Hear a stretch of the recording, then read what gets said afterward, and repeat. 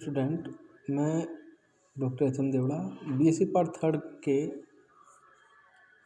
Third paper का second book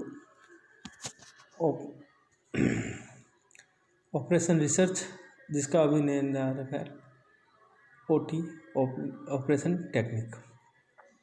इसमें आपकी एक यूनिट फोर्थ है जो है आपके लीनियर प्रोग्रामिंग प्रॉब्लम, इसको शॉर्ट में एलपीपी कहते हैं। तो सबसे पहले मैं आपको बताऊंगा कि लीनियर प्रोग्रामिंग प्रॉब्लम क्या है।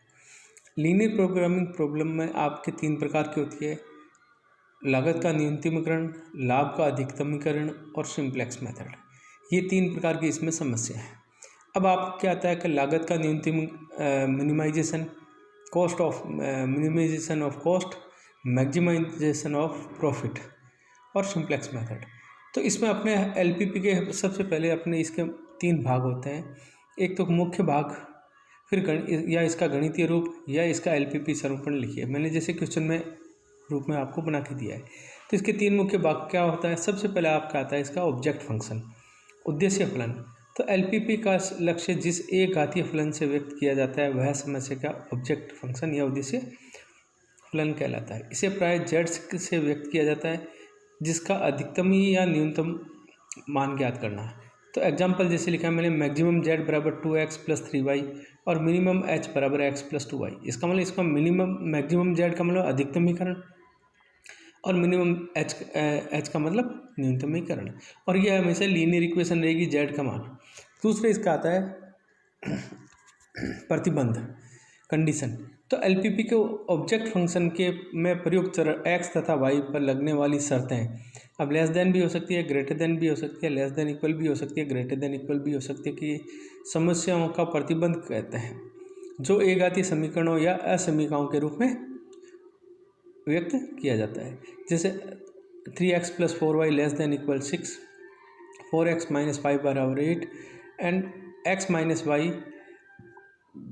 1 या <= 1। तो ये इसमें इनइक्वलिटीज़ का साइन हो गया, वो कहलाता है आपका प्रतिबंध। और लास्ट में आपका आता है नॉन नेगेटिव इंटीजर, तो ऋणात्मक प्रतिबंध। तो एलपीपी को ऑब्जेक्ट फंक्शन में प्रयुक्त चर सदैव धनात्मक या शून्य ही होते हैं। इसका मतलब x > 0 या y तथा y > अब इसमें आता है कि एलपीपी का गणितीय निर्देश बताइए। तो गणितीय निर्देश क्या होता है इसका, अगर इसको लिखेंगे तो एलपीपी का इष्टतम हल ओएस ज्ञात करने के लिए अपने गणितीय स्वरूपण करना होगा। तो मान लिया अगर n चर है तो x1 x2 x3 xn वाली कोई समस्या है तो इसका इष्टतम करना है, इसका मतलब ऑप्टिमल सॉल्यूशन निकालना है। तो z बराबर c1 x1 + c2 x2 + n time of cn xn, जहाँ c1 c2 c3 cn अचर है और x1 x2 x3 xn चर है। अब आपका आता है सब्जेक्ट टू कंडीशन, जो प्रतिबंध मैंने आपको बताया। तो पहला अपना ऑब्जेक्ट हो गया, अब आ गया आपका सब्जेक्ट टू कंडीशन। तो सब्जेक्ट टू कंडीशन में आपके a11 x1 + a12 x2 + n time a1n xn less than या इक्वल या greater than b1, a21 x1 + a22 x2 + n time a2n xn less than या ग्रेटर देन या greater than equal b2। इसी type से इसको m time लेंगे तो am1 x1 + am2 x2, m time लेंगे तो amn xn last term less than या ग्रेटर देन bm। तथा ऋणात्मक प्रतिबंध हो गया आपका i का मान कहाँ तक है, j तक है, तो xj > 0, j = 1 to n। अब इसमें आपके आते हैं हल कितने प्रकार के होते हैं। जैसे एक तो आता है सुसंगत हल, इसको कहते हैं फीसिबल सॉल्यूशन, और एक इष्टतम हल ऑप्टिमल सॉल्यूशन।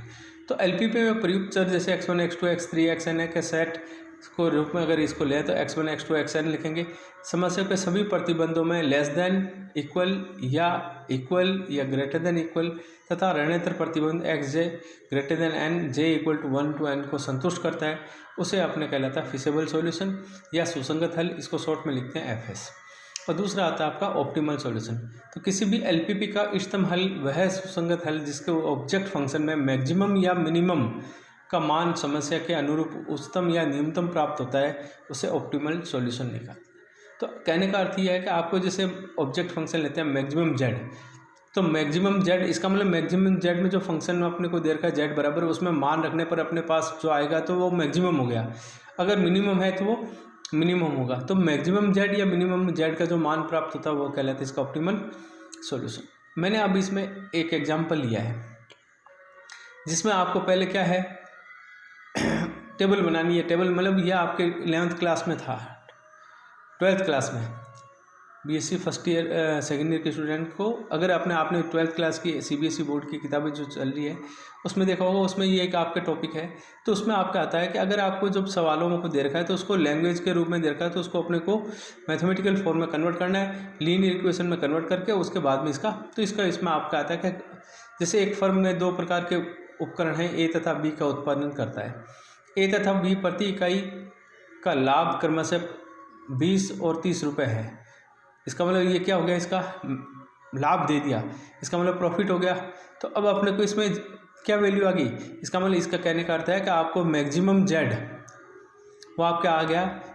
अब ए को एक्स मान लो और बी को वाई मान लो, तो 20x + 30y, तो ये आपका ऑब्जेक्ट फंक्शन बन गया। अब अपने को प्रति इकाई आगे कह रहा है कि प्रति इकाई ए उपकरण में 3 मोटर और 2 ट्रांसफार्मर और बी में 2 मोटर और 4 ट्रांसफार्मर लगाना आवश्यक है। एक माह में कुल 210 मोटर और 300 ट्रांसफार्मर प्राप्त किए जा सकते हैं। बी उपकरण जो कि नियत मॉडल है कि प्रत्येक इकाई में वोल्टेज स्थिर रखने का एक यंत्र रखना आवश्यक है। ऐसे यंत्र एक माह में 65 अधिकतम प्राप्त किए जा सकते हैं। तो अधिकतम लाभ के लिए एलपीपी का संरूपण कीजिए और लेखाचित्र द्वारा उसका हल ज्ञात कीजिए। तो आपको क्या करना है, इसका पहले टेबल बनानी है। टेबल बनाने का मतलब जैसे मैंने ऑब्जेक्ट फंक्शन बताया, अब सब्जेक्ट टू कंडीशन अपने को बनाना है। तो आपको देखो ए में कितने हैं, मोटर को मान लिया आपने, ए को एक्स मान रखा है, मोटर और ट्रांसफार्मर, तो 3x + 2y मैक्सिमम कितने बना सकता है 210, 2x + 4y मैक्सिमम कितने बना सकता है ये, तो लेस देन अधिकतम ये 300 बना सकता है। और इसमें से 2 को भाग देंगे और तथा रणेतर प्रतिबंध क्या दिया इसने, x > = 0 और y > 0। अब इसका अपने को ग्राफिकल बनाना है। तो इसके लिए अपने को पास वो 12th का जो मेथड था 3x + 2y = 210 है और x + 2y = 150 हो गया, उसको अपने को इंटरसेप्ट फॉर्म अंतःखंड फॉर्म में कन्वर्ट कर लेंगे। तो इसके लिए आपको ध्यान रखना पड़ा होगा कि x/a + y/b = 1 हो, तो a 0 0 b इसके सीधे कोऑर्डिनेट होते हैं।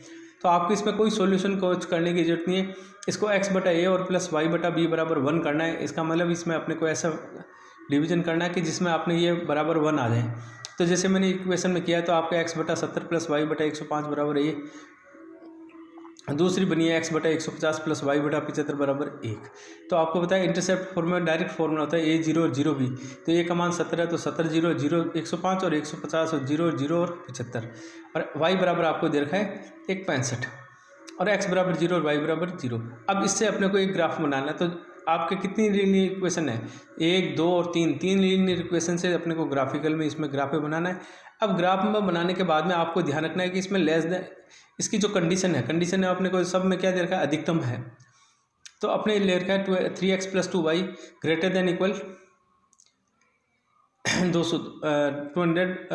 210। तो अपने को इसमें ग्राफिकल मेथड बनाने के बाद में इसके शीट्स हैं। तो शीट्स में अपने को इसमें क्या करना है कि जैसे O A B C D अपने ये बनाया है, इन शीट्सों पे अपने को क्या निकालना है, कैसे इसके कोऑर्डिनेट है। जैसे O के 0 0 है, A के 70 0 है, B के 30 60 है, C के और D के, इन पे अपने को ऑब्जेक्ट फंक्शन की वैल्यू निकालनी है। अब ऑब्जेक्ट फंक्शन की वैल्यू जैसे 0 0 पे निकाली, 0 आ गया, 70 0 पे 1400 आ गई, 30 60 पे आ गई 2400 आ गई, C पे आ गई 2350 आ गई, 1900। तो इनमें से अपने को चेक करना है कि इसमें मैक्सिमम कौन सा है। तो इसमें मैक्सिमम मान आ रहा है आपके 2400, किस पे आ रहा है, B 30 और 60 पे। इसका मतलब x बराबर अपने आ गया 30 और y बराबर 60 पर अधिकतम मान कितना आ रहा है, इसका लाभ 2400 रुपये प्राप्त। तो ये इसका तो हल क्या कहलाता है, इसका ऑप्टिमल सॉल्यूशन। इसी प्रकार मैंने दूसरा एक क्वेश्चन लिया है जिसमें आपके एक फर्म A तथा B साइज की सिरदर्द की गोलियों का निर्माण करता है। A साइज की ये गोली में 2 ग्रेन एस्प्रिन, 5 ग्रेन कार्बोनेट और 1 ग्रेन कोडीन, और B साइज की में एक गोली में 1 ग्रेन एस्प्रिन, 8 ग्रेन बाइकार्बोनाइट और 6 ग्रेन कोडीन की मात्रा होती है। तुरंत प्रभाव के लिए यदि 12 ग्रेन एस्प्रिन और 74 ग्राम बाइकार्बोनेट और 24 ग्राम कोडीन की आवश्यकता हो तो एलपीपी का स्वरूपण और लेखाचित्र विधि से हल करके बताइए कि तुरंत राहत के लिए एक रोगी को प्रत्येक साइज की कम से कम कितनी गोलियां लेनी चाहिए। अब देखो यहाँ पे कम से कम आ गया है, इसका मतलब में जेड हो गया, और अधिक से अधिक होता तो यहाँ पे मैक्सिमम जेड होता। तो इसमें जेड बराबर एक्स प्लस वाई दे रखा है, और इसमें वापस वही ए को एक्स मानना है, दूसरे को वाई मानना है। तो पहले में आ गया 2x plus Y, 5x plus 8y और x प्लस 6y। अब इसमें अपने को कितने कितने की चाहिए, तीनों को बता रखा है 12, 74 और 24। गोलियों की संख्या कभी ऋणात्मक नहीं हो सकती, इसका मतलब ये कौन सा है गया, ऋणात्मक प्रतिबंध हो गया, एक्स ग्रेटर देन इक्वल 0 और वाई ग्रेटर देन। तो ऑब्जेक्ट फंक्शन हो गया मिनिमम जेड बराबर एक्स प्लस वाई, और इसका सब्जेक्ट टू कंडीशन ही आ गई। अब इसको आलेखी हल करना है, तो आपके इसको वही वापस कौन सा फॉर्म में, इंटरसेप्ट फॉर्म में कन्वर्ट किया, और कन्वर्ट करके इसमें वही वो पॉइंट निकालना है और आपको इसका हल निकालना है। तो ये तो दो प्रकार के कौन से एग्जाम्पल थे, जिसमें आपको दे रखा था कि इसमें लैंग्वेज में दे रखा है, फिर इसको टेबल फॉर्म में मैथमेटिकल रूप में कन्वर्ट करके फिर इसका एलपी। अब तीसरे प्रकार के क्वेश्चन जो है जिसमें आपको एलपीपी की ग्राफ विधि से हल कीजिए, और मिनिमम जेड दे रखा है। तो तीसरे प्रकार के क्वेश्चन में तो कुछ ही नहीं करना, केवल अपने को इसका ग्राफिकल मेथड में इसके पॉइंट निकाल कर इसको सोल्व करना है, और मिनिमम और मैक्सिमम जेड मेथड का इसको यूज करना है। Thank you. अर्षिता हटा दो।